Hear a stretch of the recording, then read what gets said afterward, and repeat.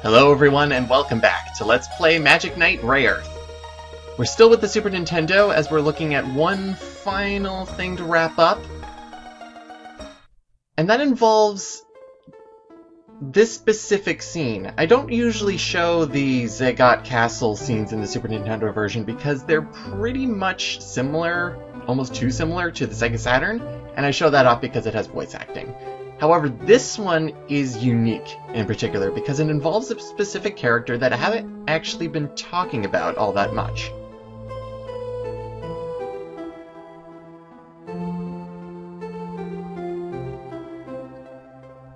And that person is Rafarga, or Lafarga in this version. The L's and R's get a little bit changed, but we haven't talked about Rafarga since, well, Rosen, when we first met him. And in terms of this version, we haven't seen him since Crisia's Manor, so it's good to actually catch up and see what he's been doing, and what he's been doing is actually finding Zagat's castle, going straight at him, and failing. Right in front of Emerald. But this is pretty much what happened to Rafarga and how the mind control was actually put on him. Controlling his soul.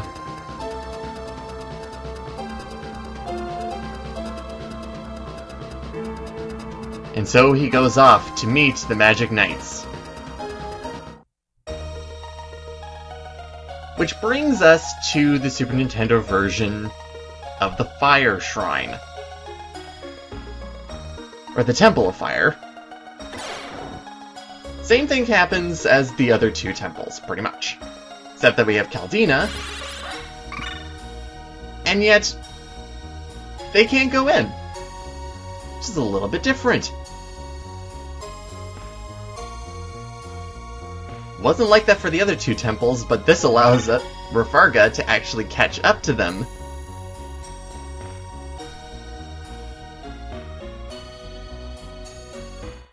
Oh, he's good. You won't be.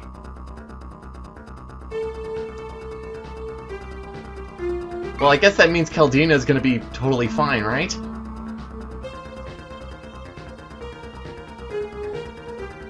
I will remind you that you don't actually have to have Caldina here, because you could have just said no.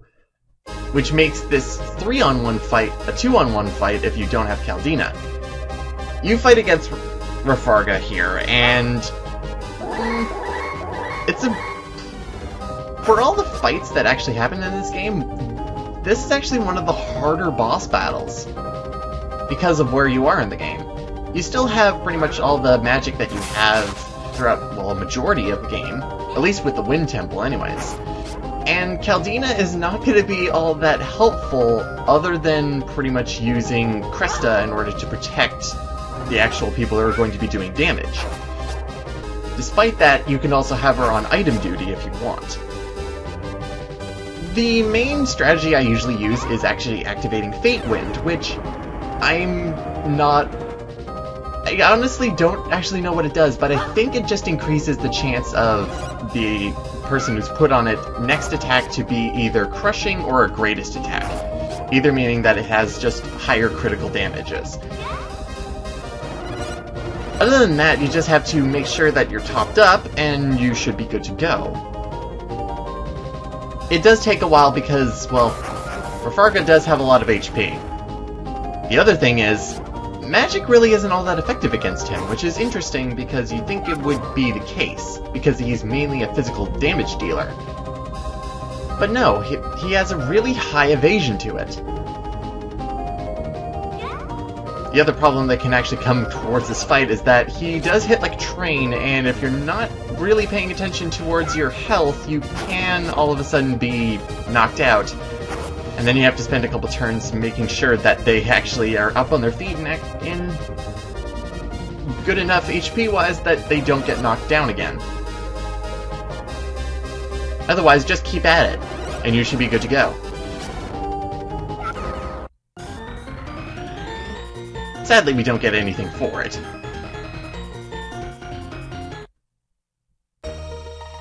Okay. Put him out of commission. Except we didn't. Huh. This is an interesting different turn of events. Yeah, it doesn't matter how much you actually go and defeat Rafarga, because he will just keep getting back up. So you must actually perish. Meanwhile, while Hikaru's friends are dead, Hikaru is inside the temple, being called to by Rayearth.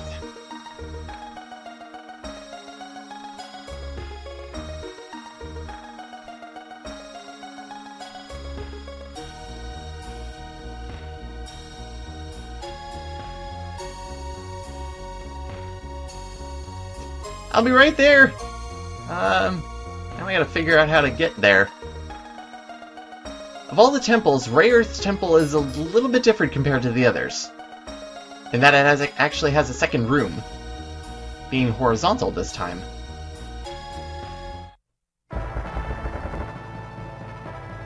Out of all three sprites for the machines, Rayearth's is actually my least favorite. It looks a little bit too muddled for me. However, I honestly think that Rayearth has the most character out of the three, so it balances out.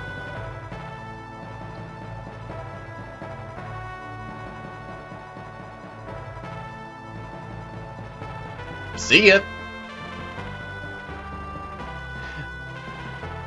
Also, Rayearth is active. Get back there! I didn't tell you to go this way. Except I have to go this way because my friends are waiting for me in the same direction. But I'll go back. I'll pay attention to the first advice, and, well, maybe you should, because if you go all the way back and up onto his own altar, behind him is a bunch of chests, so you're pretty much plundering him just because maybe he said so?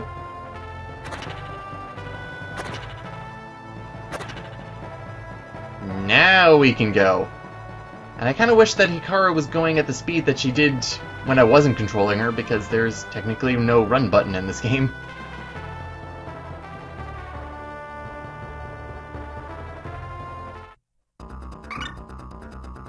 Oh no, everybody's dead!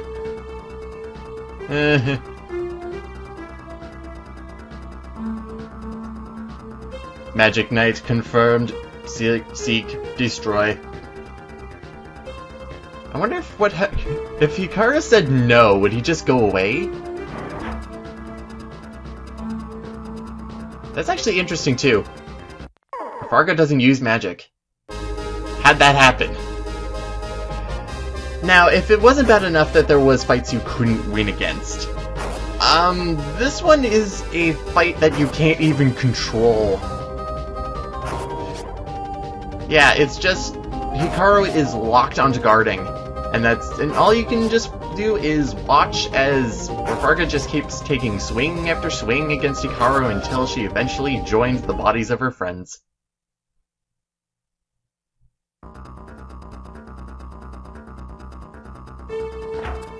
Until Rayearth comes out of his own temple and bashes Rafarga.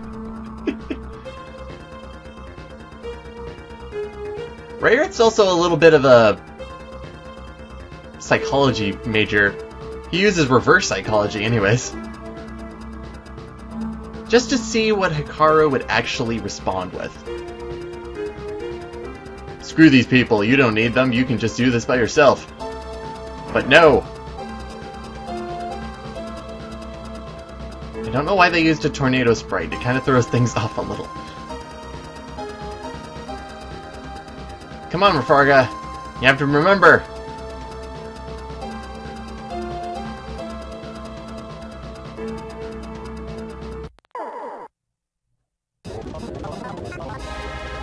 The beginning of the track is a little bit weird, but I kind of like it for its weirdness. But now it's time for the actual fight with Farka.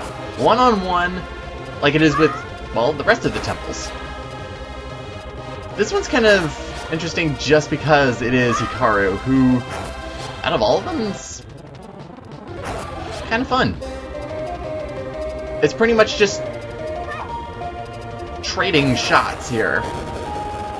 You can go back and forth between attacking, or you can vary it up with some magic, because now magic will work. Good for that.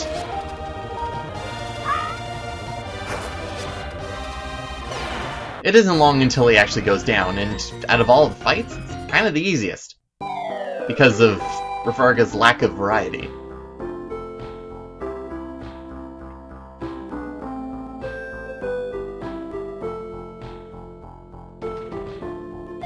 Well, after that, apparently... It's actually interesting, because technically right now we're on the northwest point of the world, and getting to Zagat's castle involves the center, so you have been going around a while without knowing it.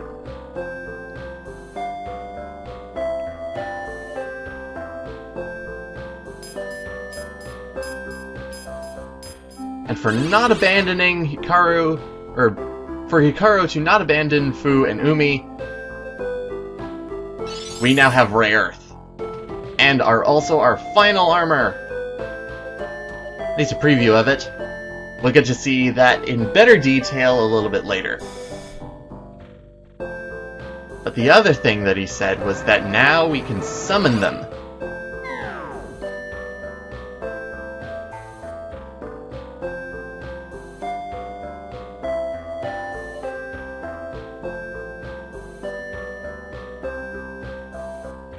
Not only that, but Rafarga is going to help.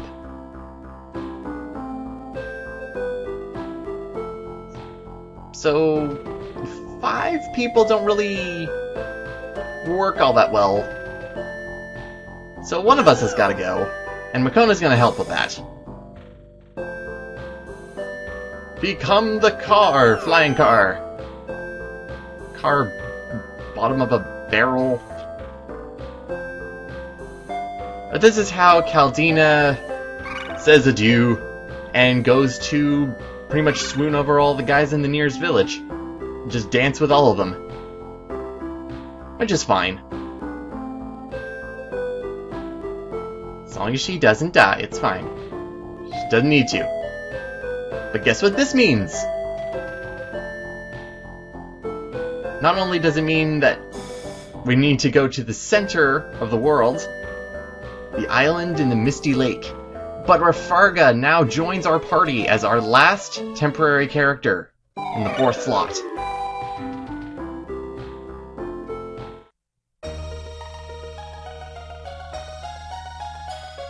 I'm also going to leave this in because we have seen this scene before, but this one I kind of like the wording for it. Because Innova isn't straightforward in terms of his wording.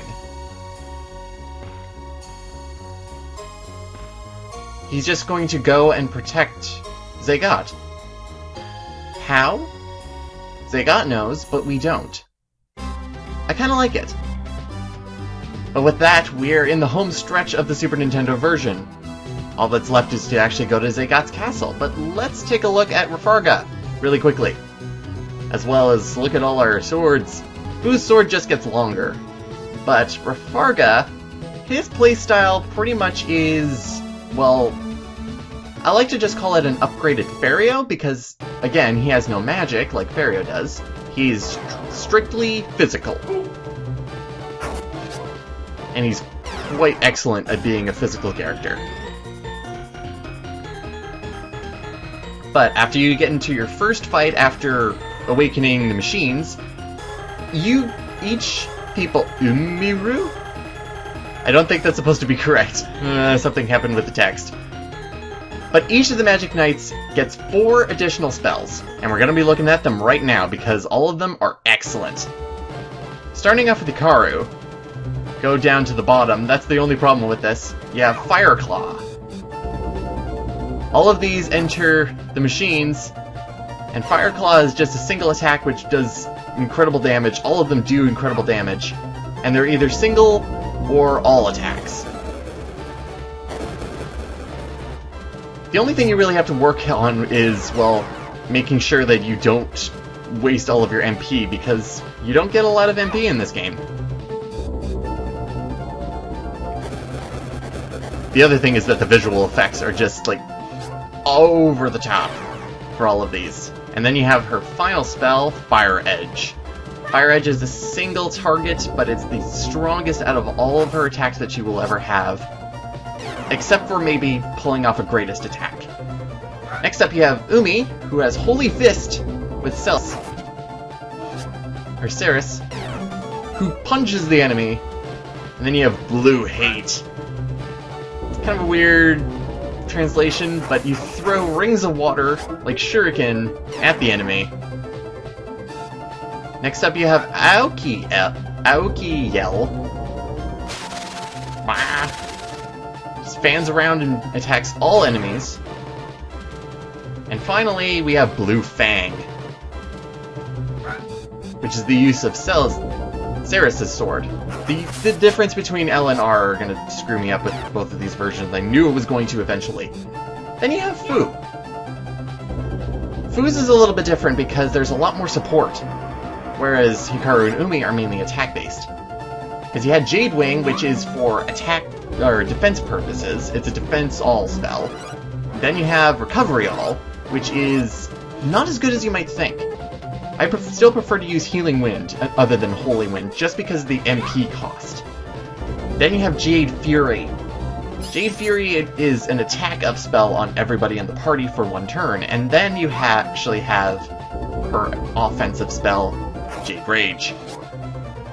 It's an all-attack, making her actually have the best out of all of them, and that's going to be it.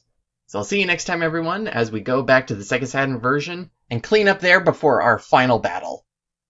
See you next time, everyone.